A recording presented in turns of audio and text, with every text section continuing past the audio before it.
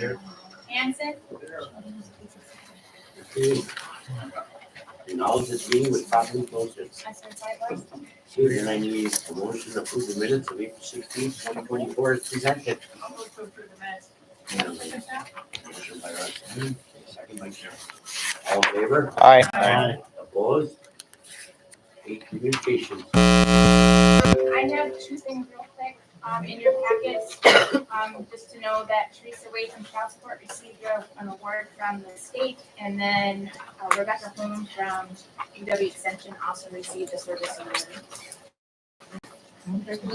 Congratulations. Nice job. Yeah. Congratulations. Yeah. Okay, if there's no more communications, committee, department head, administrators report. Well,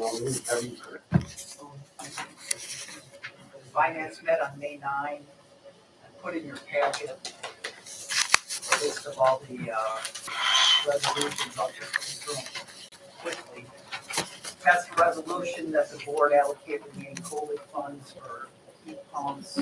Passed a resolution recommending the county board sell the 32-acre parcel that's coming up on the agenda. After reviewing the fair board statements, passed a resolution that the county board allow the fair board to utilize $40,000 to equalize value. Passed a motion to apply $2.6 million to pay down the Saxon Harbor loan.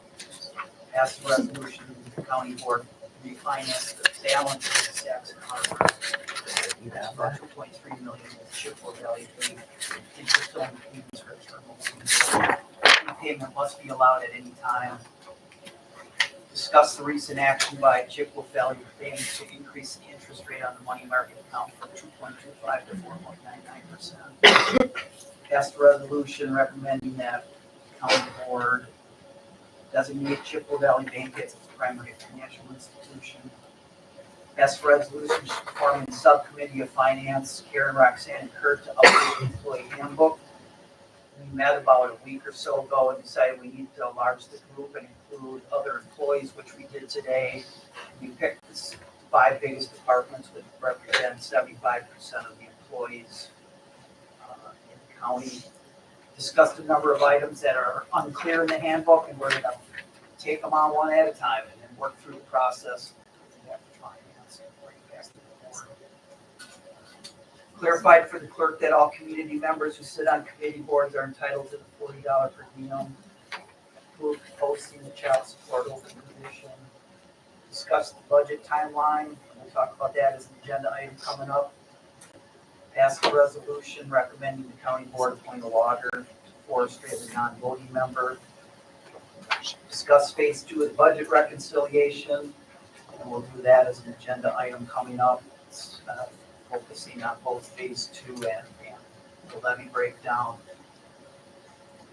Accepted the job descriptions that were worked on with Karen and department heads, and passed a resolution to utilize the attorney recommended by Wisconsin County Mutual, who is Lori Levinsky from Exit Renelson, to assist the county with the implementation of phase 2. We'll talk about that later. Aside from finance, I attended the Northwest Regional Planning meeting in Hayward in April. It was pretty much an introductory meeting. I think 5 of the 10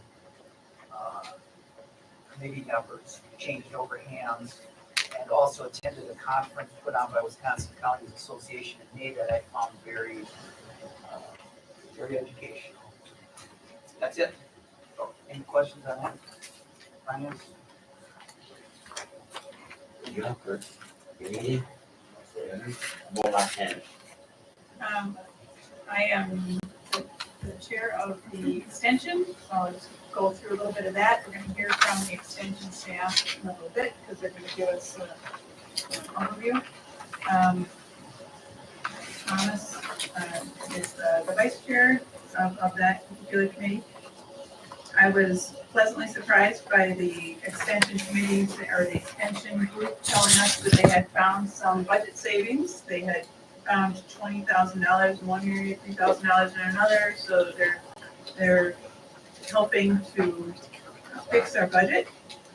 They also went through their annual report to the Iron County Board of Supervisors that is online if anybody wants to go look at that. We also talked about the Iron County Action Track chair rentals. Those are, it's a specialized machine, can be used in any kind of pavement, snow, whatever, so that disabled people can get around. There were also different reports from all the different extension staff. It was an introduction so that the people on the committee knew something about the extension, because a couple of us were new. And then there were several other committees. You just want to hear about the ones that we're the chair of, right? Yeah. Okay. Chair. And then I also attended just, I guess it would be this one too, the library meeting, the quarterly library meeting. And there were several items, but the most notable was how much they were going to charge counties for the library services. And there was a vote for 3% for next year, but I thought that was a little on the high side, so I did vote no for that. Still passed, but I was hesitant to vote for that. Law enforcement, we had a meeting on May 15th. Tanner, vice chair. Carrie told us about all the savings they've been finding between meals, milk, bread, candy. Over $1,000 a month they've been able to save. The sale of our, we have to use old computers. We're looking into doing something with them. We had an in-house posting for female jailer dispatcher. And we've got a few other little things going on with some pension and issues. Working through. I was gonna say, in my chairman's department, we can talk about it now, law enforcement. We're having, law enforcement, there was too much, not enough taken out of the pension. And then they had 90 days to decide if they wanted that. They looked at what was coming out of their check. They decided to go with it. It wasn't the right amount. We had a clerical error. We called up the people and told them that it was partly our fault on our end. They said they can't opt out of it. I want to write a letter, me, Roxanne, Kurt, all of us to look at it before we send it. We want to send a letter to these people to tell them that it was our clerical error. They should be able to get out of it if they want. If they still won't let us out of it, we're going to call Chance Green and Senator Quinn. I think they should let us out of it. They were under the misconception. They got their checks. They had 60 days to get out of it, but they were under the assumption that this is the way it was and it was our clerical error. I think they should let us out. We'll see what happens. But we are going to try to help on the jailer dispatchers that are affected. Yeah. That's about all I got for that. We have to write this letter. I'll write it. Somebody can have to clean it up. Thank you. Quick, what do you got? Mario, can I borrow your pen? We met on, Thank you. May 14th, Iron County Economic Development Committee, and basically was covering the housing development will start, hopefully they start digging in August.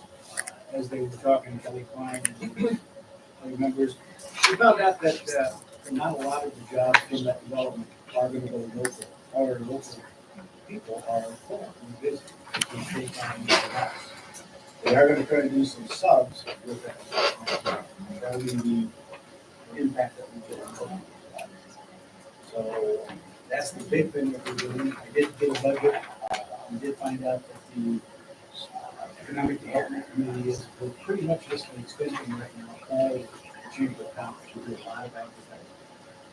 And I would like to see us really try to help out with some other planning for housing development, tiny housing, housing development, something affordable, so that companies can go with the masses or females or whatever, they can take on with the employees they've got. They can take on.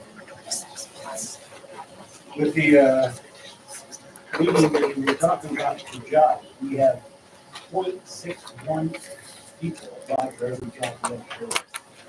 for push heights and people. So with the help of affordable housing, they talked about daycare, hopefully that'll be happening down the road. They're looking at this development and having a building for daycare. That's a business for somebody else to take that on. So we'll see what direction it does go. As far as like he said, our local contractors didn't bid on it because it got let so late. Our local ones were already full. So they couldn't even bid on it, they were already full, but we did ask Kelly Klein to have the people here from Milwaukee stay in, as much as he can, he can't make them, but to stay in our hotels, to use our hardware stores, to use anything they can in Iron County before they go elsewhere. And that's about all we asked that. But that's why our local people didn't bid on it, they were already full. And I'm glad Rick took over economic development, I think he's gonna be good, he was a little reluctant, but he's gonna do just fine. All right, Pat, what do you got? Recycling, we haven't had a meeting for 2 months, I hope. Who calls it, you, Pat, you? Well, Susan set up a meeting Okay. on the train skip because our budget is tight. So we can hold off on the meeting, we skip a month. And everything seems to be going all right right now. Zoning, we're up over 38 permits, higher than what we were last year, our first time. So that's a good start for us on building and septic system. And there's 10 have applied for money to help assist in putting in new septic systems. And it looks like all 10 of them are going to get trouble in the state money. You know that the airport, we just come under our numbers and making, which would have been a big boost for us. Next year, maybe people keep feeding into the airline. We didn't miss it by much either, did we, Pat? No, we were almost there, and we got a lot more federal funds, just by a couple hundred, wasn't it? And yeah, and we've had our first I wouldn't say it wasn't an accident. The plane came in with couldn't get its landing, but that wasn't on the commercial, that was paid before. Yeah. But at least the guys had the training to go up and get some of it formed out the runway and that for them. The guy was able to land, because there was a family. But he was able to land. He did get some training. It all helps. Yeah. And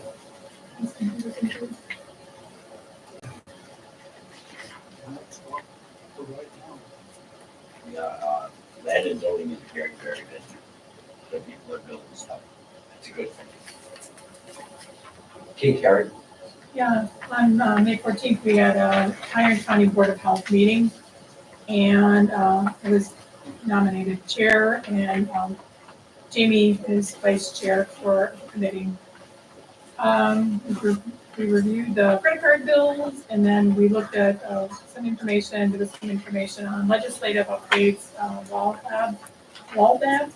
No current legislative update, all board members received information on those WALDAB sub-accounts, and information on Wisconsin Public Health Forward is available also. The Health Officer Report, Preventative Health and Health Services Block Grant, collaborating with Bayfield and Ashland Health Departments and Tamarack Health to complete Community Health Plan, Improvement Plan. So that survey is complete and closed, and the data is being put together, and then planning for focus groups with stakeholders. Harm reduction activities in collaboration with AODA's Preventative Coalition and Iron County Sheriff's Office. Reproductive health family planning on-site audit reports details results of the site visit were consistent with strong administrative leadership, attentiveness to the needs of our clientele, and quality of clinical care provided. They do an excellent job. Within the clinic, maternal child health block grant, physical activity and nutrition objective with Hurley Mercer's Summer Kids Club programs in collaboration with UW Extension. Birth to 3, change of development screening tools, that's going well. And then reviewing provider safety policy. Public health emergency preparedness, participated in medical response surgeon exercise in April. Planning for family assistance center training in collaboration with emergency management, Iron County Human Services, and Red Cross. So it's a new 5-year cycle right now. I'm sorry about my voice, it's always crappy. Municipal disease, there's a follow-up on 67 reportable communicable diseases. And they're monitoring the measles outbreak with DHS. I don't think we had anything local, so I haven't said anything out here. Environmental health, food and lodging renewals due June 30th. 3 Lake Superior beaches and 6 inland beaches will be tested throughout the summer. And then work with St. Maud's to update kids' float life jackets and at Wonder Lake. So that's a nice service that we provide. Recent funding contracts were signed for communicable disease control and prevention, Title X, and immunizations. And then the next meeting is in August. Any questions on that? And I'm sorry about my voice. Better lay out the way it's taken care Yes, that's my problem. That's it.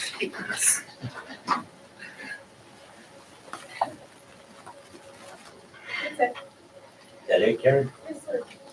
That was not here. What do you got, Scotty? We got forestry, Pat Hansen was elected vice chair. Stumpage to date, 572,396.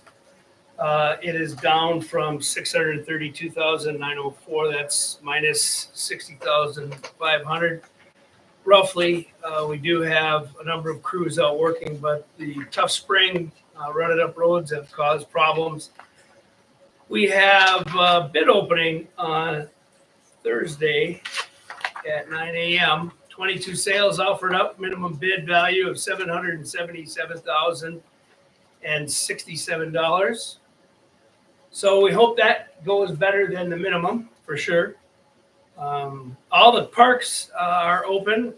We have Lake of the Falls. There's a little bit of project work down there with working on some new campsites, but that could be a slow process now with some of the budget cuts that we're looking at. Schaumburg Park open on May 17th. And the harbor, I think, Albert, how many slips are full? We've got 2 open slips. Only 2 open slips down at the harbor, and looking forward to, they got a good fishing tournament down there starting this weekend. So ATVs and the ATV trails, if you were around this weekend, you know that it was quite busy with all the ATVs going around. And that's a good sign after a tough winter to finally get some bodies up here, spending some dollars on our wonderful trails. So we're pretty happy with that. We've closed the book on the FEMA reimbursement check, and we're going to deal with that and how we want to refinance our obligation down on number 18. We sold a parcel, 32-acre parcel in town of Gurnee. That's on at number 17. And then at number 20, we have a resolution in support of Forecastle Timbers application for USDA Forest Legacy Program. And finally, we discussed the selling of carbon credits. We're in the market now with a new climate, and hopefully we can start getting some response on that. Eric told us that Bayfield County have been in the market and have some that have sold. Bayfield County, actually, we heard last week, is working on finalizing a sale for just over 60,000 credits. Yeah. So around 900 grand. We're hoping that we won't be far behind that at this point. And then we had a discussion that we were awarded the $4.1 million zero match grant from NOAA to acquire 1,055 acres around the Gow Float, which we feel we can turn into possibly some future county parks and have a site on that, which we don't have at all. Questions? No, the only thing I want, there was word on the street, I heard from several different people, thought that that grant took that money off the tax roll, and that Eric explained that did not happen. Yeah, that's, Xcel Energy being a public utility, they're not, I mean, you're not contributing to the tax base anyway, Yeah, right now. what he did was a good thing. And if they were to sell it off to individuals, it would go on the tax roll, but Xcel's not interested in selling it in pieces. They want one transaction and be done with it.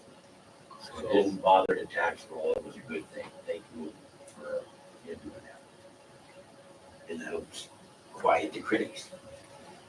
Hey, Bill, what you got? Okay, Highway Department had a meeting on Tuesday, April 23rd. I was elected chair of that committee. Pat Hansen was vice chair. And we discussed old business, extending County Truck J, the Blacktop project, 600 feet to utilize grant funds. Larry Stenrose is a new employee, started on Monday, April 22nd. We advertised for part-timers for the summer. Starting wage is $15. And the county requested $225,000 from Highway Department. And the commissioner reallocated $225,000 to balance the county budget. We agreed to that motion, and County Highway G has no grant funding for 2025, so we may have to cut back on the length of that project. Now, on the commissioner's report, he met with John Simonson, DNR, on May 14th regarding 2023 County Highway FF project. Concerns with the shoulder gravel that was used. Permit states that 6-inch minus fracture rock. We use screen round rock. This may cost $50,000 to remove that and replace it. The closest pit is a point pit.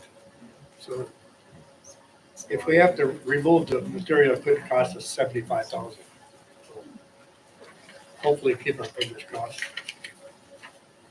And Highway Department was invited by John Deere Factory Tour to Dubuque, Iowa in May or June. Commissioner will attend using his own time, and we'll have 2 employees attend. And the next meeting is to be announced.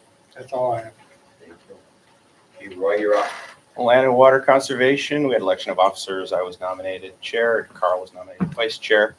We had staff reports. We talked about educational things that we got going on in the Mercer and Hurley schools till the end of this school year. Some projects related to invasive species and other educational things they'll be doing this summer. Talked about projects for the summer. Talked about the budget cuts that were made to help with phase 1. Talked about the Kari Creek project where they put in 8 of 9 culverts last summer. They weren't able to do the 9th one, but secured a grant to pay for the 9th culvert this summer.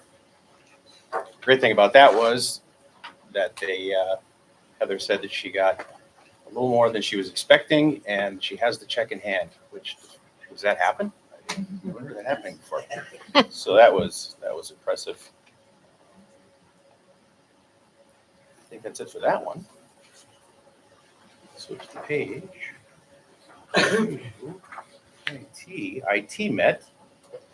We talked about well on our way to putting together an acceptable use policy for employees of the county. Yep, put in the handbook so that when folks are signing the handbook, they'd also be signing the acceptable use policy. Talked about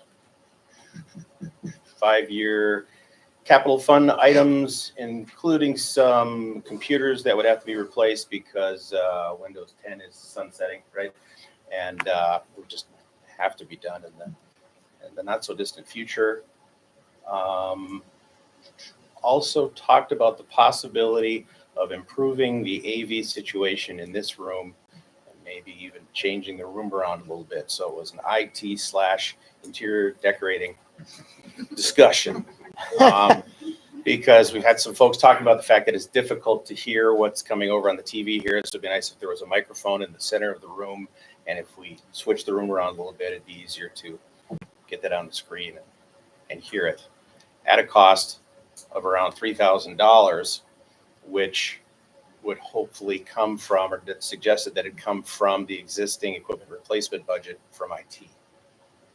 That was going to be presented to finance. That's a Kurt one. I was looking at Curtis a second. And then there was a recommendation to combine the IT and broadband committee. What really happened there? It's two different animals, and we're not gonna do it. We're gonna pick a broadband. Joel has some really good people that understand it. So yeah, it was a thought, but we aborted it. Oh, and I was made chair of that, and Jamie was vice chair. Yeah. Is vice chair. That's it. Any questions? Either of those? Yeah, you and Jamie. Not this month, but if you'd like, I can do the memorial building Yeah, go ahead. minutes. I don't, am I the vice chair of that? I don't remember. Yeah, you Okay, all right. I got the minutes. Okay. We met on May 20th. Some of the things that we did is we kind of did a big reorganizational switch there in terms of some of the community volunteers that are on there. It used to be Rita Franzoy that would be the person to call to book the events. Now it's Julie Doucette. She stepped up to the plate and offered to volunteer her time. I think Julie's going to be awesome. She's, as you all know, I mean, if you know Julie, she's a good promoter anyway, and she loves doing it. We also brought on Bree Lombardo as our accountant, and Bree's got very, very good background in finance, and she's currently taking the last 12 months of financial statements and populating them into QuickBooks program, so we can get a good ballpark idea of where we're at, what the building takes in, what it spends, and how much revenue we need to generate going forward. Because currently, or previously, it wasn't done like that.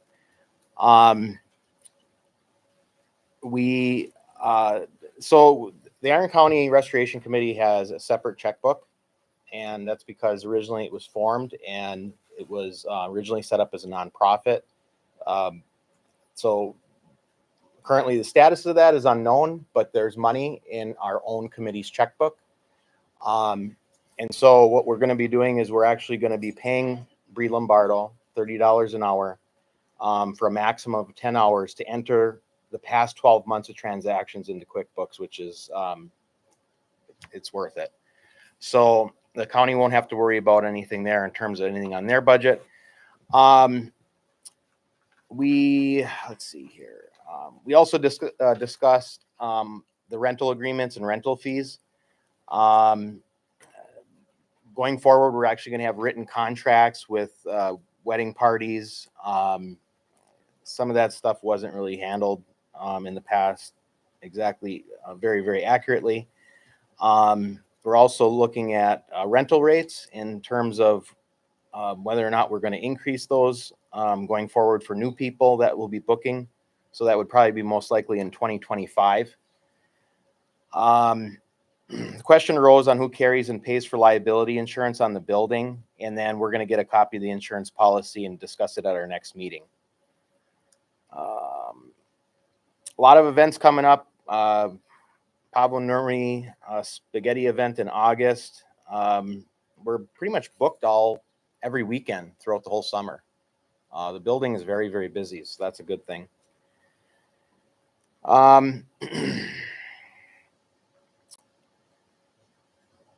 So Roxanne, you looked over the rental agreements, or the contract rather, with Scotty Picotti and the Memorial Building Restoration Fund and how that was set up originally.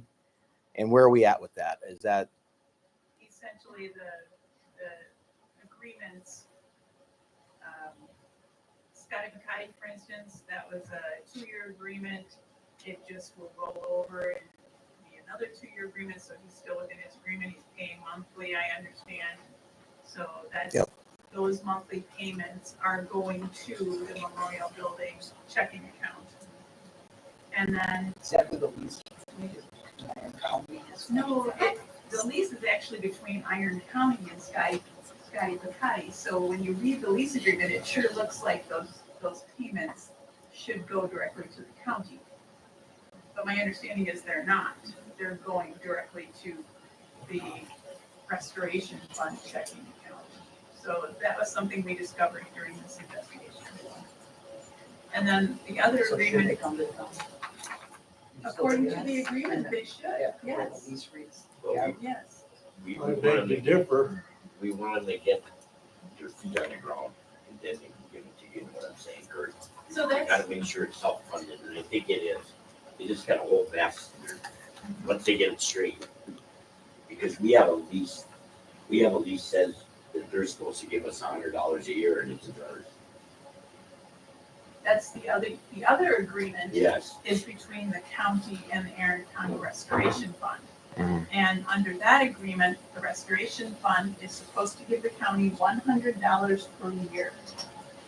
And then Yeah. it's a triple net lease where the Iron County Restoration Fund will run the place.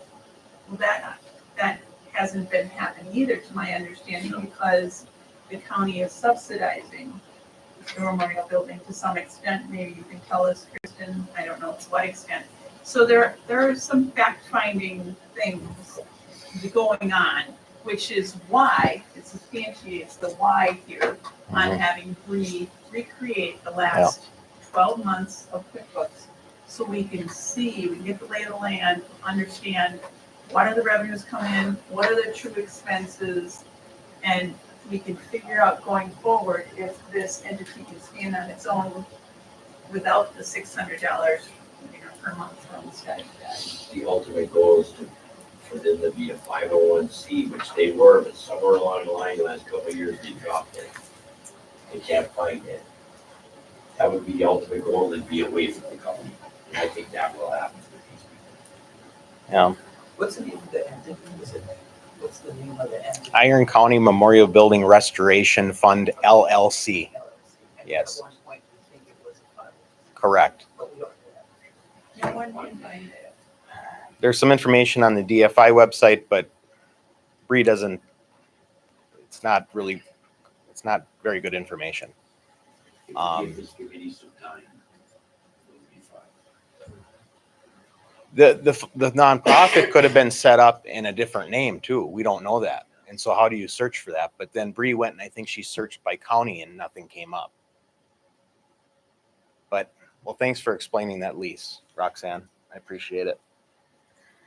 So we're in the process of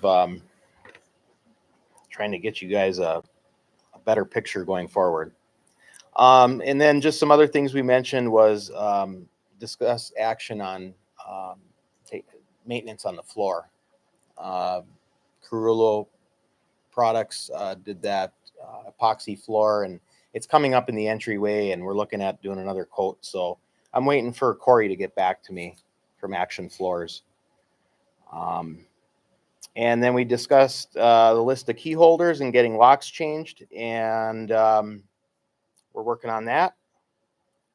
We also discussed gathering an emergency contact list, and Doucette and Lombardo are primary contacts for that. Doucette's the main contact. She has all the new keys. And then currently Lisa Zanella is handling the cleaning for us. And at some point this summer, we're going to have a work bee and clean up the basement in the bowling alley and get rid of a lot of junk that's down there. So we'll probably put out a ad in the paper that says, here's the day we're cleaning up. If you have any personal belongings in there, if your family has belongings, come and get them. Otherwise, they're getting tossed. So, and that was about it. Did I miss anything, Murph? Hey, Jamie. Yes. We put on our Facebook page too. Oh, perfect. Okay. I went Good and thought. talked to Mrs. Buckingham at the thing, and she was getting more bill, make sure they had it. Okay. Yeah. Mario, you got anything? Nope. Sabrina, everybody, this is Sabrina's last meeting, but she's been with us for what, 4 years, 3 or 4? She has spoke her mind in here before. I give her that. She has, most of them don't She- say nothing, but Sabrina has. Yeah, she has. Serena, you mean? Like that. Serena. Congratulate her for saying what it She didn't speak up when you got her name wrong. She graduated Saturday and she's moving on to better things. Where you going? Just GCC for now. Do my basics. Going to political science? I am looking into that. So Really? For first semester, I am doing intro to American government. There you go. So hopefully they can get us another set of kids to come. Neil's already talked to them and they're going through training and stuff. So And I also asked Neil if he could get some young kids that maybe want to be in the broadband committee because they know more than me. They know more than me too. We worked on They that, can but help yeah. me with my phone. Just the chairman's report, I went to the chairman's meeting and there's 5 new chairs in 12 counties now. I got to talk to a few of them. Yeah, we talked about the speakers in here and we might do something with the room. And I gotta say that, I don't know, in the last month I learned a lot and our meetings got a lot longer, but that means people are communicating. Yep. The workshop we had, everybody was engaged. I'm really excited that we're all in this together.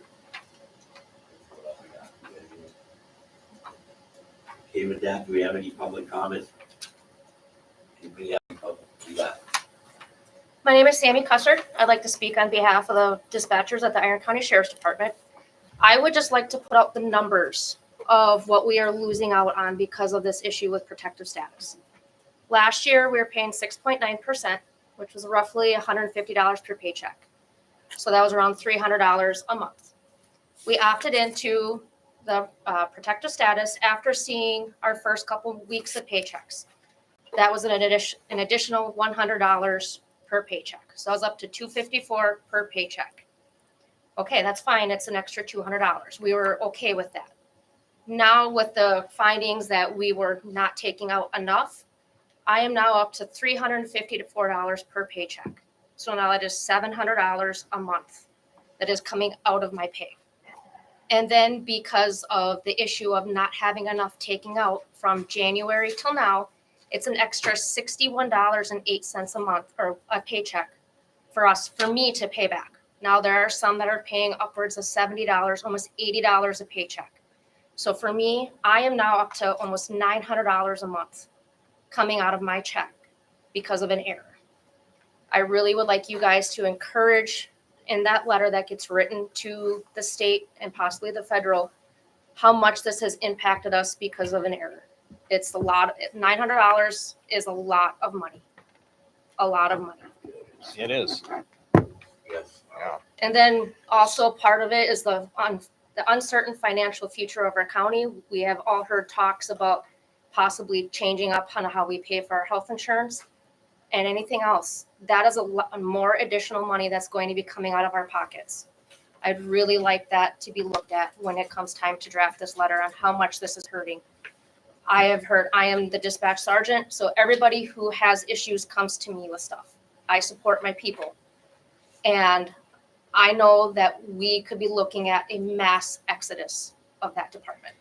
And I would just like you to truly know how hard it is to find somebody who is willing to work nights, days, holidays.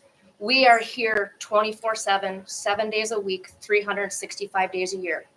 When the courthouse is closed because of weather, we're here. We work our butts off to do this job. And it is not an easy job that you can just put somebody in. We have a very hard time keeping people because it is not for everybody. You have to be able to answer a phone, answer a radio, and be dealing with the jail at any given minute. It's a very hard job. We have a very good group of people, and I do not want to lose anybody. Thank you. You're welcome. Thank you. Thank you. We are gonna try to do something. Thank you. We are, can't say we're gonna try, we are gonna do something. It's not your fault. You know, the clerical error, I apologize for it. It's not like they did it on purpose. they basically know just as much as you did. Yeah. You know, so it's- I mean, I contacted ETF as well, and they were as clear as mud. Yeah. They had no solid answers, and I know everybody here has talked, and they had no solid answers. So, I mean, I put a lot of it on ETF because they weren't able to answer any questions. Agreed. Thank you. Anybody else have any public comment? Custard, can you pass this here? No more public comment, then, UW Extension didn't give an overview of their programs. I asked for this, I found out for being the chair that I went to all the committees and there was, and I'm guilty of this because I've been here 14 years, or some of them I did not know. That's insane. Okay, didn't even know where health met. $982 Was yelling for them and moved her upstairs. for her. So, That's once a month, crazy. we're gonna have one of them come in here, just give us a 15-minute thing, because how can we vote on something when we don't know nothing about it? Okay, so she's gonna give us like a PowerPoint thing, every month we'll do this. We started with Mary. She thought it was a good thing, she handed out these little things that won't take her long, she won't lose us. Right, Mary, you're not gonna lose us. No, I'm not We just- gonna lose this. We just wanna know what you do, where the money goes. Yeah.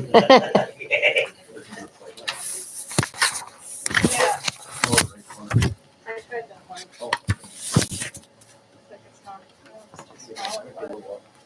There it goes. Okay, so I wasn't gonna use this tonight, but I didn't know like all these folks along the edges, and I didn't have copies of this for. So my name is Mary Pardee. I am the area extension director. I got it. Thank you. And I work across Iron, Bayfield, Ashland, and Douglas counties as the area extension director. So my home office is in the Bayfield County Courthouse. I live in Washburn. I'm over here a few times a month for meetings and staff meetings and things like that. So you get me tonight. I know Roxanne said that the staff would be here, but they're not. They're scattered far and wide tonight. So you get me. And you have a long agenda tonight, so I won't talk for long, but I wanted to give you a bit of an overview, and you'll have this. So this side. This side. I have to figure out how to do this. You swipe it. We're not gonna be an RIT guy. There we go. Good call. It's Yeah, I very don't know. fancy. I love this. That's weird. Okay, so you probably have heard of. I Just got in it. time, keyboard's right down there. Oh, Well, keyboard's you can on. also just Okay, click thanks. straight. Thank you. I'll swipe. Extension is a division now of UW Madison. So we moved back into UW Madison, and Extension was removed out of Madison in the 60s. It moved back in 2018. So we're now a division of Madison, and we really embody the Wisconsin idea. And you've probably heard of that concept before. The Wisconsin idea is the concept that the resources and education of the university reach all corners of the state. So that is how the university does that. Extension is that. So we connect research and resources directly to communities. We have developed a regional and statewide network. So you see a very tiny little piece of extension here in Iron County, a staff that has a lot of people behind them, whether it's regional folks, neighboring county folks, or people down on campus. And we have connections with academic staff and faculty and different things that we work with on a regular basis. Work. Bill's schooling me over here. So these 4 counties that I work across are Area 1. So we have 22 areas across the state. Each one of those areas has someone like me. So what we do is we take our local needs and trends. So a lot of them have already been mentioned here tonight, and our local partners. So we can't do our work without partners. The counties are the most important partner. And then we're looking at statewide and regional trends, and then everyone belongs to different teams, statewide teams, regional teams. And what they do is they get together, they figure out the research, they figure out the resources, and then they bring them back to their local areas. Some of the things that were already mentioned tonight was housing, broadband, accessibility. So those types of things are things we're working on here in Iron County. And then a lot of people think the extension gets a lot of weird phone calls, let's put it that way. If you don't know where to find the answer, you go to extension, but we can't do everything. So we're driven by what we have resources for and what we do well. So in our area, as I said, there's 4 counties. People report to me as the area extension director, and then I kind of oversee the county relationship, which is the budget, the contract, employees and support staff. So we have 1 county employee on our staff right now. And then, of course, our office space. And I report to an assistant dean, and then he reports directly to the dean and director, which is right underneath the chancellor of UW-Madison. So a big academic mess, right? But the work is local. And then the little box up in the corner just shows some of the things that are those extra extension or UW-Madison things that we partner with a lot. So those are some of the resources. I'll talk a bit more about those in a bit. Runway. So how we work together, UW-Madison Division of Extension and the Iron County, is we have a committee that Roxanne Solly chair of. Bill was chair for many, many years. 18, holy smokes. So that committee structure is in state statute. So any county that wants to have an extension service in the county has to have a county committee, just like any other department. So we are a department of the county. So along with all of you, you help us to identify our program priorities. We do some HR functions. Again, a lot of our support staff across the state and the counties are county staff. So in that, helping with staffing and performance. You provide some professional development funding for folks, and you supply travel and supply funding too. And also then the state contributes to those items also. I'm gonna go the wrong way, I know it. Darn it. Okay, in my role as area extension director, there's 4 big things, it's kind of overarching things. So partnership management, staff development and leadership, financial risk and compliance management. So we work in a lot of different areas, and then program coordination. So I'm not considered a department head, but that's the role that I play in all 4 counties in Area 1.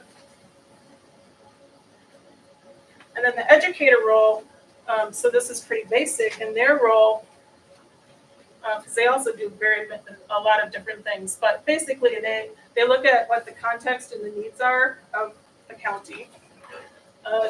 With your help, they prioritize and develop those mutual plans of work. They design and deliver educational programming, go out and do things, help people, help families, and then they measure the impact and refine that work. So we're constantly trying to improve and share our work and impact. One of the ways that we share our work is we provide an annual report every year, which everybody should have by now. If you don't, let me know.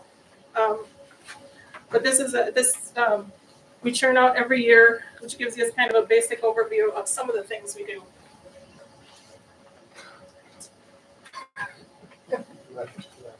That's all right. I think I'm okay. I'm not okay. I'm not okay at all.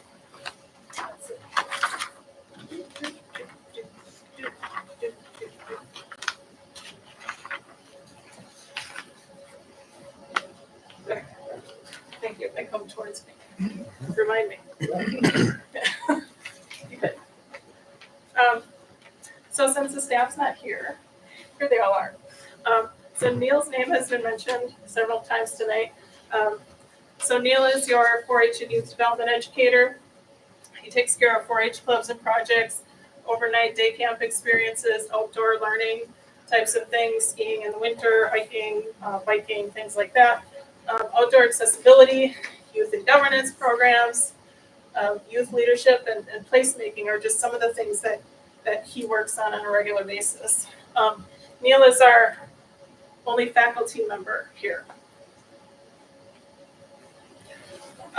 Community development is Joseph. He is still fairly new. He started here in September. He's working on some strategic planning issues, helping out in Mercer. He's working on some entrepreneurial education and assistance, community economic development stuff, especially broadband, something that he's starting to work on now, and civic engagement. We have a new horticulture educator, it's part-time. Bruce Spangenberg started in December. And Bruce will be doing a lot of diagnostic support. He'll work with home gardeners, with commercial support, master gardener volunteers, helping them out in community partnerships. And then he's also started, some of you might have seen a weekly newspaper column that he's been doing now. And then our food wise educators were also mentioned earlier by Karen about the Kids Club, and that's one thing I didn't list here. But our food wise program is a federally funded program. It's through SNAP-Ed. So the county puts no money into these folks at all. Stephanie is the coordinator of a 3-county area, so our food wise area is Ashland, Bayfield, and Iron. And then Deb, the second person there, you all know her. She's located here in Iron County. So they do nutrition education and focus on low-income audiences, and that's the federal SNAP-Ed program. They do strong body strength and balance training. They work with food distribution, and then they get a lot of nutrition information out there through newsletters and online classes. I think I must be hanging out with you too much. I'm losing my voice too. Smoking. And then our office manager, who you all know is Becky Holm. So Becky's really the face of our office. She is our only county employee. She does newsletter.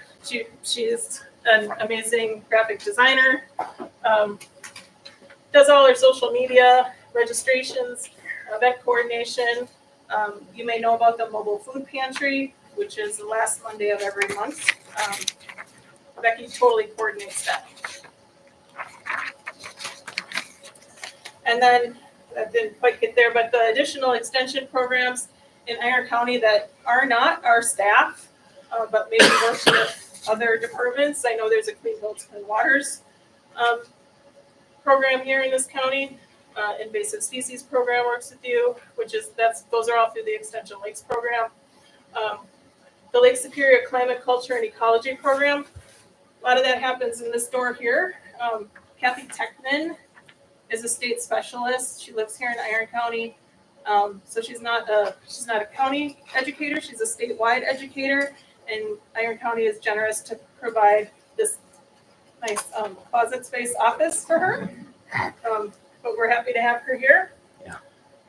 Our local government center does the county officials workshop in partnership with the Wisconsin Counties Association, and some of you might have gone to that recently. So there's a whole lot of other extension programs that touch here too. And then we couldn't do any of this, as I said before, without partners.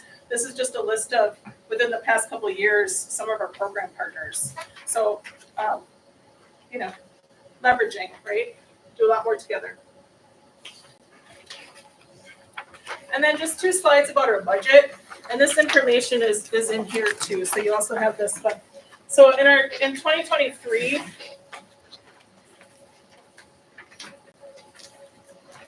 we use county funding, about $171,000 of county funding, and then state funding, about $183,000. And then some donations and grants and fees, and most of that is 4-H related and camp related that those donations come in for. So we're looking at, in 2023, our budget was down a little bit. Our budget was there, like you approved that budget, but we didn't actually use all of it because we had 2 vacancies. But if I go back, it's always the same. It's always about the state at about 47%, and the county 43%. because they're co-funded positions. So there's a co-funding staff fee here, and then they're co-funded with the state. So if we have the vacancies, there's salary savings in both of those areas. So leveraging county funds, for every dollar that Iron County put into extension in 2023, an additional 130 came from other sources, and that doesn't include value from all of our volunteers. So 4-H uses volunteers. There's projects around there done by Master Gardeners, which are trained extension volunteers. So that's not added into there either. So is that fast enough for you, Murph? It was good. It was Okay. to the point. You did a nice job. So questions, anybody? Yeah, thank you. Yeah, thank you for being the first one. No problem. Basically, if you take anything out of it, UW Extension has a lot to do with these kids. 4-H, youth share, and like Neil and them, they write their grants. They make a lot of money and they don't want to write grants like you have. So if you take anything away from that, that's what they take care of the kids, the camps, the food share thing. If you ever roll by the county, you see there's a lot of people that use it. Thank you for saving money. Thank you for giving us back some that you didn't use. Mary. Oh, you're welcome. That was nice of you. I keep looking, so. Kurt if might we be can back find in more. to squeeze that lemon a little more. So I need Danny to get this down, because I don't know how to do it, so that'll be up. Yeah, thank you for coming. Does anybody, so that's a lot to take in. She does way more than that. But at least you get around the one thing what you can extension does. Thank you. Anybody else have any questions for her? Go ahead. Hi, my name's Tiffany Mullen. I work up in the jail for dispatch and corrections. I just wanted to reiterate what Sergeant Custer stated earlier. When you're writing this letter to the state, please know that it's not just a couple of us, it's the entire jail that is being affected. And I'm not entirely sure what you guys hope to solve with the letter, but I'm curious if you guys have any ideas of what you hope I to think the letters accomplish. in the state that you didn't do it by choice. You were misled by a clerical error. If you had to do it over again, you wouldn't do it. They should see that. That's what we're trying to get across to them. If you would have known it was clerical error, I think they're gonna let you out of it. I hope they do. Or we just call somebody that will figure it out. That's what we're trying to do. Thank you. Okay, number 10 is the election of the Agriculture Extension Committee C5. We didn't do this.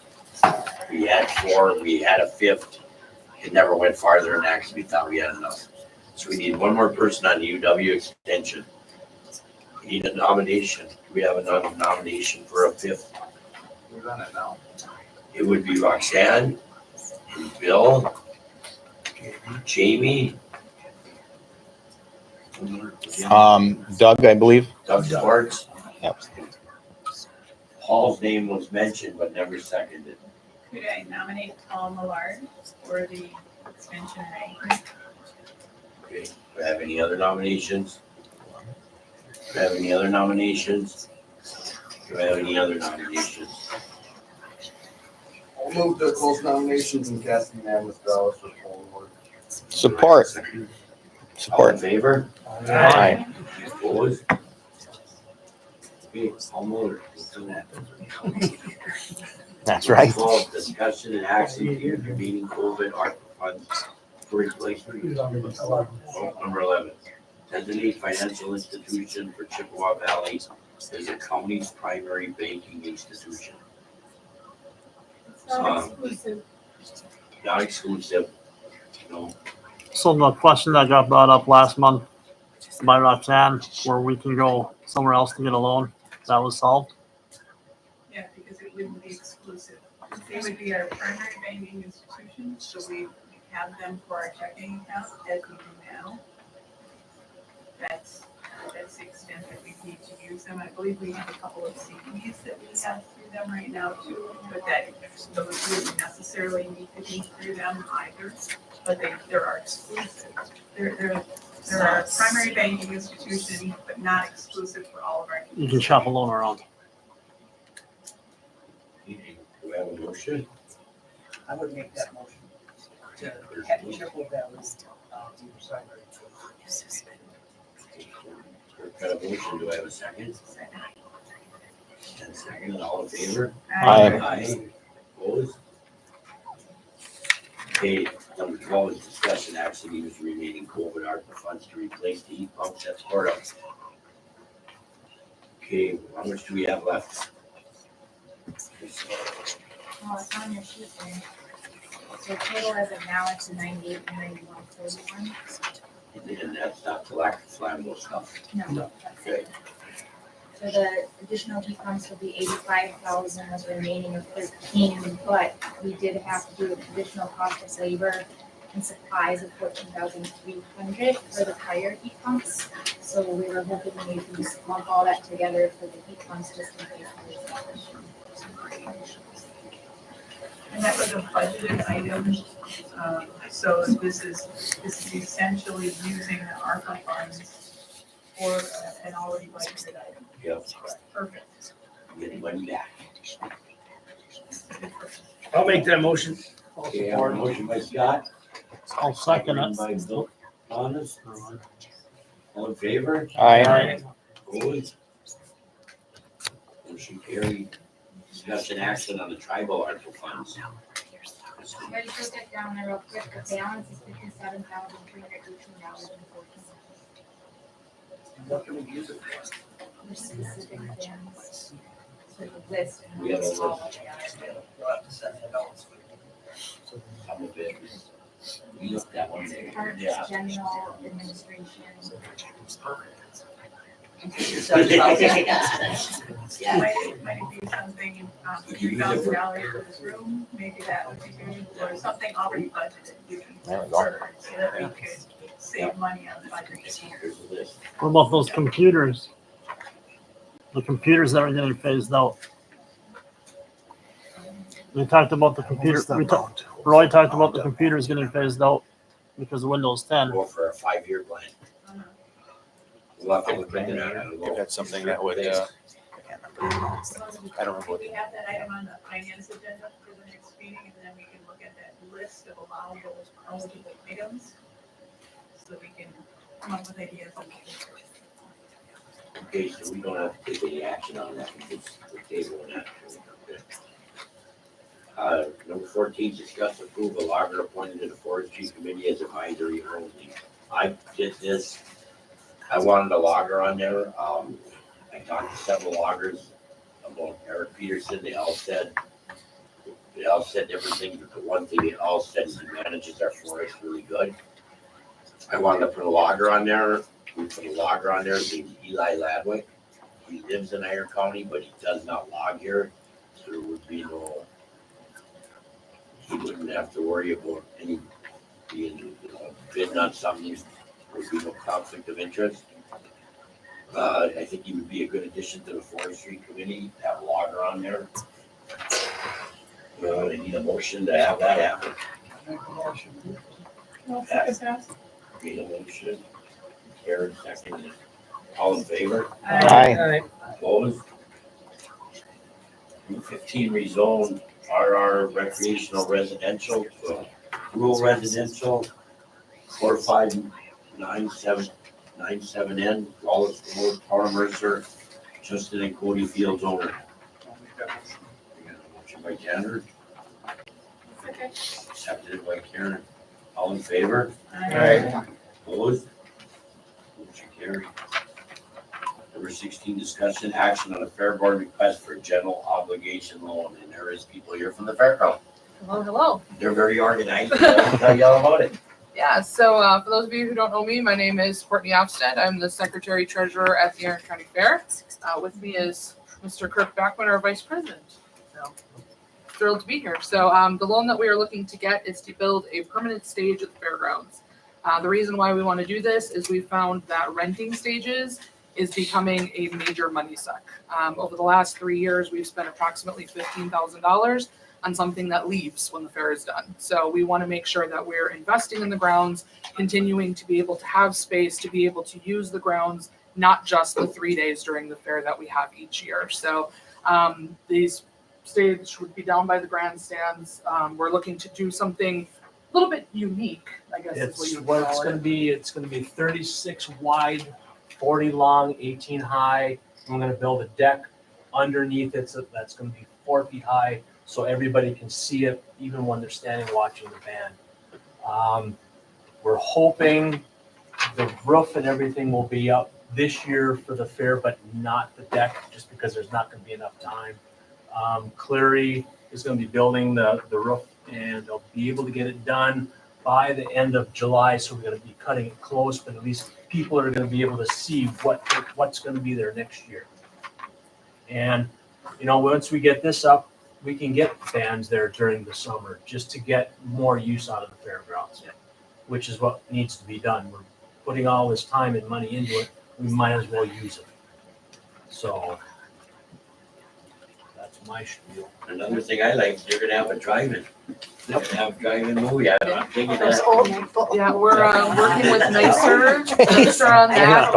We're actually we're meeting with Neil actually tomorrow to finalize it, but right now the tentative date is June 21st and 22nd to do the movie Scream. They tried to do it last October. Weather did not cooperate, so we want to have the screen on the back of the grandstands, use a empty radio station for people to pull in and be able to utilize the fairgrounds like we said. And to clarify as well, this loan is, we ourselves don't have any collateral. This is just using the county levy. And if everything goes well this year, which weather permitting, that's, It might be paid off way before it's supposed to. Yeah, so. At finance, we reviewed the financial statements of the board and recommended that. I'll make a motion that the county board allow the fairgrounds to get this general. I'll second that. Wolf, seconded it? Bill. Bill. All in favor? Aye. Thank you. You're welcome. Thank you. Spending money. Just so long. Come hell or high water. Should we have a roll call vote or no? What do you guys think? Yeah, just do it. What's the loan amount? What's, okay. So, But they're paying, they're repaying. sure. Okay, we're gonna do it, just see if we did it. Erickson? Yes. Lewis? Yes. Bauer? Yes. Peterson? Yes. Miller? Wolf? Yes. Moretti? Yes. Francis? Yes. Jones? Yeah. Thomas? Yes. Hager? Yes. Paul? Yes. Hanson? I'd like to also say that in a time when people's cars are going down, ours is thriving.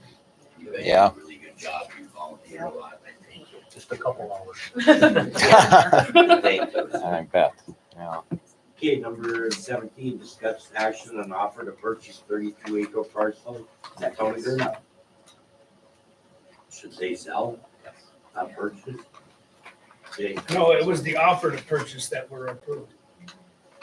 Oh, offer to purchase, excuse me. Yeah, that was the offer to purchase. Thank you very much. I will make that motion. I'll support. Tom's, boy, you're really tagging it up there. All in favor? Aye. Opposed? Motion carried. Discussion action on the refinance of Saxon Harbor loan, current obligation expired 2/8/2024. Finance is recommending that get rolled over for a 1-year interest only, prepayment at any time. So I will make that motion. I'll second. A motion by Kurt, a second by Roxanne. To do what Kurt said. All in favor? Aye. Aye. Opposed? And we still have about 2.3 million on that Saxon Harbor loan, so if you got paid off roughly 2.6, I think. Yep. So about Number 19, we're skipping. I jumped the gun. I busted the chain of command with finance the task force. That's my boss. Apologize for skipping that one. we can table that, we never talked about it. We can't make a motion to table it. Yes, it's on the agenda. Okay. I make a motion to table. Second. All in favor? Aye. Opposed? Number 20, discussion action on a resolution to support Forecastle Timber LLC application to the USDA Forest Legacy Program. Eric, you got anything about that? This is a parcel in the town of Oma that, Forecastle Timber LLC is applying for a grant to get a conservation easement on that would keep this property in forest land, productive forest land, in perpetuity. It could change hands, it could be sold, to different landowners, but this easement, conservation easement would be tied to the property. And the town of Oma supported this application, I think back in April, might even have been their March meeting, but forestry took it up here this month. And recommended that the county board support it as well. Good. So we have some support. I'll make a motion to support. Okay. Yeah, a second. All in favor? Aye. Aye. Opposed? Motion carried. Okay, 21, discussion action on personal policy handbook changes to workforce reduction or layoff. Anybody want to discuss any of this? I'll take that one, give it 1 minute. Yeah. So inside your packet was they're labeled PPH1 to PPH5, which is personal policy handbook. And on the first page, it's just a quick overview of how we approve that finance, hiring council. We went through one part of the handbook regarding layoffs. And we're recommending we make those changes that I included. In the original handout that Kristen gave you, I forgot to include page 2, so I put a page 2 where it says PH2A on it. Oh. Where I just reduced those couple words. So what the handbook change does is it allows us to move forward with whatever we're gonna do with phase 2. So on page Roman numeral 3, the table of contents, it's just deleting permanent layoff. On page 2, just deleting those 2 words, layoff and.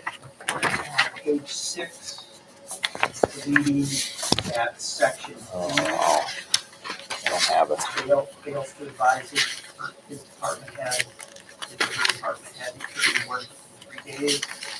Page 32. Got it. Under workforce reduction or layoff, it makes a number of changes, deletes some things, changes a couple words. And then on the top of page 33, the section on permanent layoff is. Jesus Christ.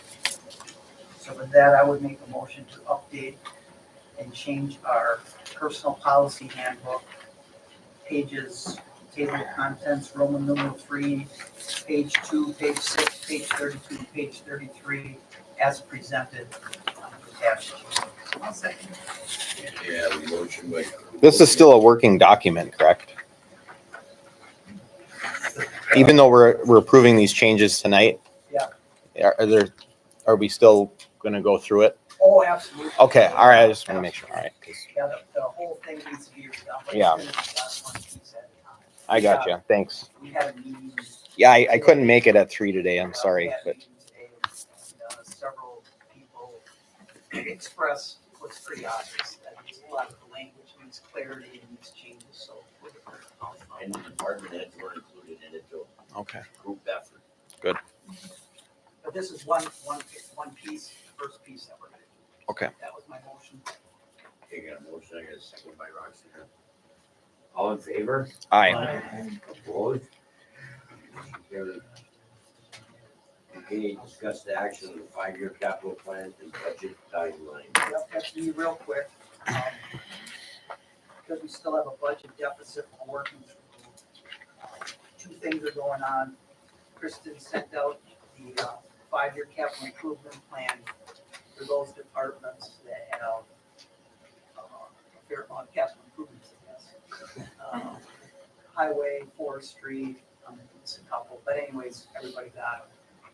And if you're a committee chair or a committee vice chair, you're on those committees, you really need to work through.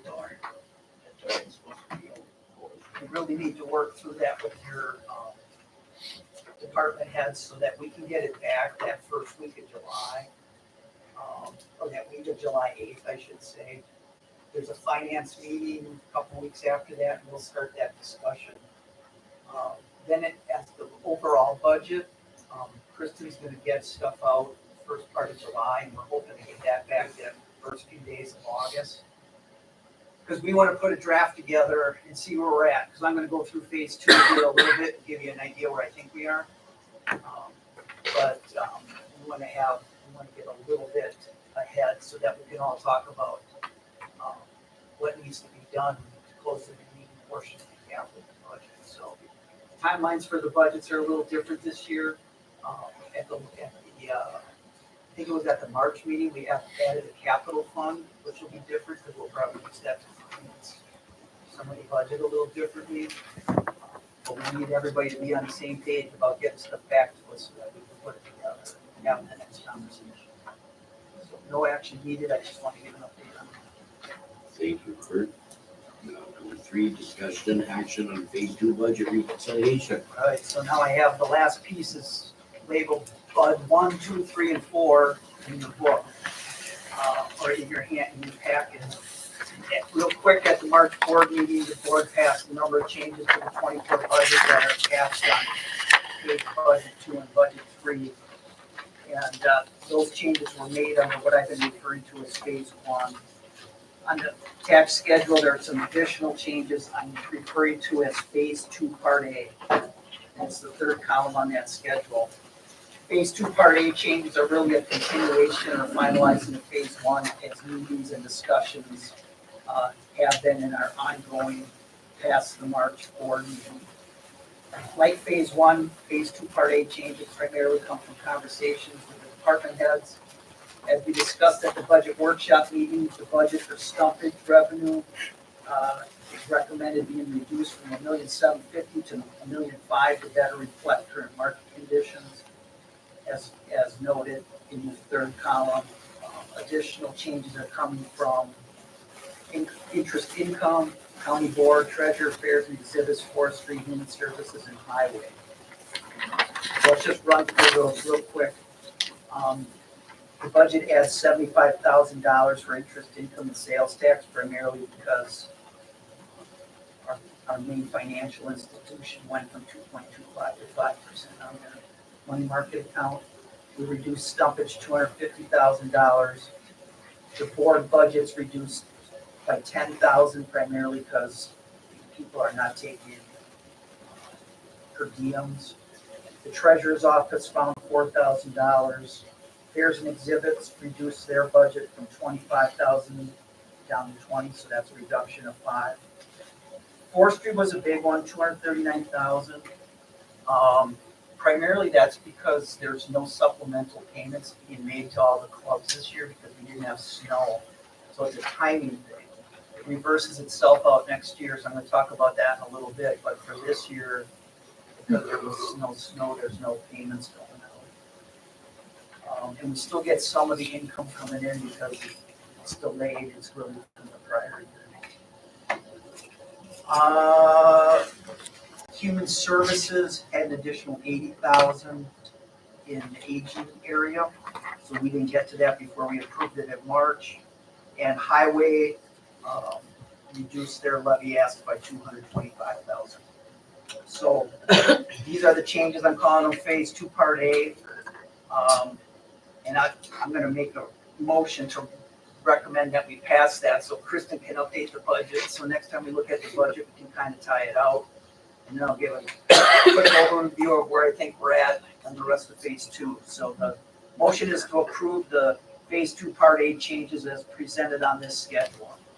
I second.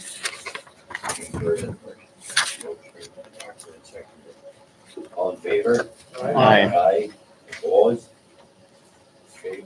So let me keep going, Murph. So At the February meeting, I was appointed lead coordinator, and the board voted to reopen the 2024 budget. And that was 90 days ago. On paper, our 2024 budget balanced, but as we know, we removed 2.3 million of carbon credit revenue and an additional 250 of stumpage revenue, so we really had a $2.6 million deficit. When you look at budget page 3, that's been reduced down to $856,000. So on one hand, we should be celebrating because in 90 days, we reduced our budget gap $1,750,000. But we still got a ways to go. Because $850,000 is kind of where we're at this year. In that second paragraph, I note that because some of the phase 1 and phase 2 part of the changes were deferral of capital or one-time savings, especially forestry on this payment of snow, some of that reverses out.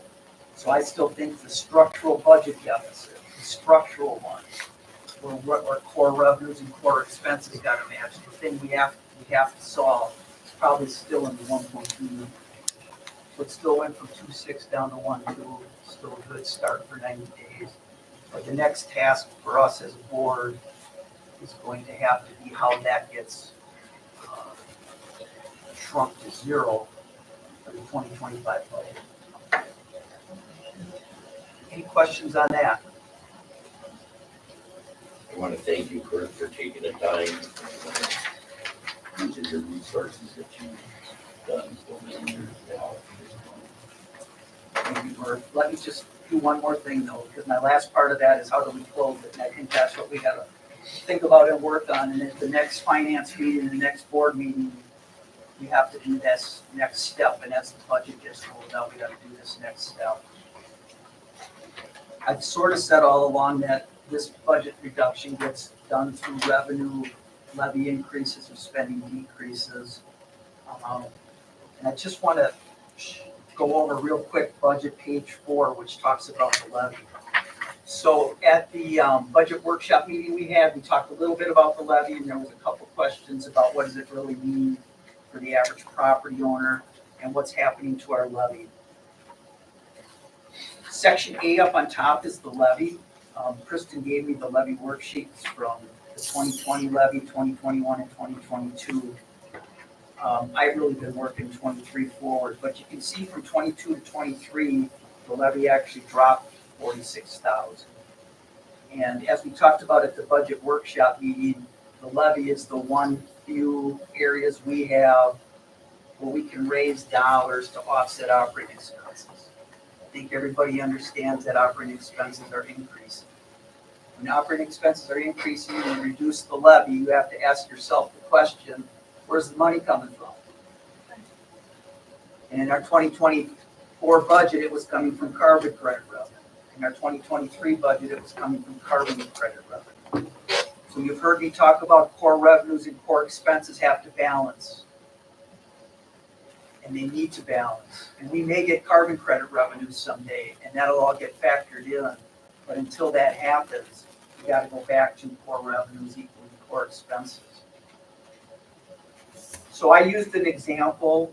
It's just purely an example of 2025 because we're all going to have to work on this. And what it would mean if the levy went up $400,000. That means the levy went up 7.1%. Normally you would say that's, or maybe some of you would say that's not acceptable. But in a year, but clearly in my mind, we made a mistake last year. If we had to do last year over, we were having these conversations a year ago before we passed the 2024 budget, we would have never let the levy drop. So part of the 400,000 is you have to correct last year, which is about 200, and then you have to increase it this year, because if you never address that, you never make up that gap. The next two columns shows what happens if annual increases to levy increase 3.5% after that. It pays about $214,000. Section B talks about the debt portion of the levy. So let me just back up to the top of the levy. The base levy, you'll hear the story that the base levy cannot increase. which is generally a true statement. It can only go up by what's called net new construction. Net new construction for a county like Iron County means the budget levy, the base budget levy, not the levy, the base budget levy. The component of the levy that's called the base levy can only go up net new construction unless you go to referendum. Net new construction in Iron County is less than 1%, it goes up about $45,000 a year. When the state legislature passed the laws related to sort of this freeze on property taxes, that was called, they gave the counties an out by using debt. Not the greatest thing to do because you pile up a bunch of credit cards, you know someday you have to pay off your credit cards. But you can get around not going to referendum by using debt. And the county has been using debt for years. They've been using debt to pay replacement costs, they've been using debt to pay the highway garage loan, so they've been using debt to do that. But what needs to happen is that every once in a while, counties, and you'll read it in the paper all the time, counties have to go back to the voters and balance the base levy with the levy. Because you don't want this debt component to get so big that you can't manage it anymore. And we're gonna have to do that. Probably should have did it 5 years ago, when it was $1 million. But we're gonna have to sell the public why we need $5 or $6 million to run it. So that's, I just wanted to explain those two things on the levy, the base levy and the debt component. That's section B that I laid out, we're gonna all have to talk about. It talks about how that levy would work if we raised it $400,000 this year. So I just told you that I think we have about a $1.2 million structural budget deficit. If you raise 411, you still got an $800,000 structural budget deficit. If you raise the levy a little higher, then you have a little less left over. Section C talks about how this gets allocated to the average person. In Iron County, there's 10 towns plus 2 cities. There's $1.3 billion of equalized value. You can see how that all gets allocated. Mercer by far and away is the biggest one. And how a $400,000 levy gets allocated by town, but then per $100,000 of assessed value. And the thing about equalized value is that number all comes back to kind of equalize itself. So if you own a $100,000 home in Hurley, you're going to pay an extra $30 or so a year. If you own a $100,000 home in Mercer, you're going to pay $30 or so a year. The difference is that the average home in Mercer is probably closer to $300 or $400, and the average home in Hurley is probably closer to $100. Yes, I don't know what it is, but that's why you get the differences in equalized value. Hurley and Mercer's populations are similar. Last time I saw something, but Mercer has much more non-residents at home properties. So one of the questions at the budget workshop meeting was what is needed if you raise the levy, and this is a component of what happens when you raise the levy. So when we talk about this in June, both at finance and at this county board meeting, we have to start, so we've kind of gone through this phase one, and we have made progress. And now we gotta do the last part of it and get our 2025 budget to hopefully balance. And part of that's gonna be levy, and part of that's gonna probably still be spending cuts, I imagine, but we're gonna have that conversation.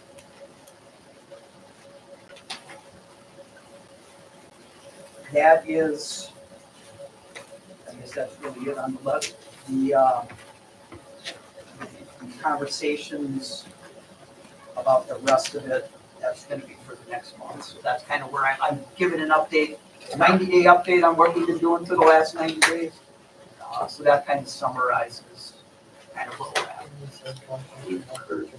Thank you. I think all the questions that were asked at the workshop were answered.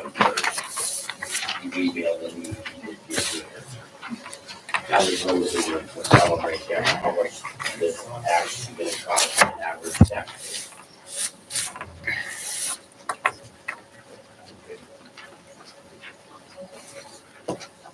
And somebody ought to check my math.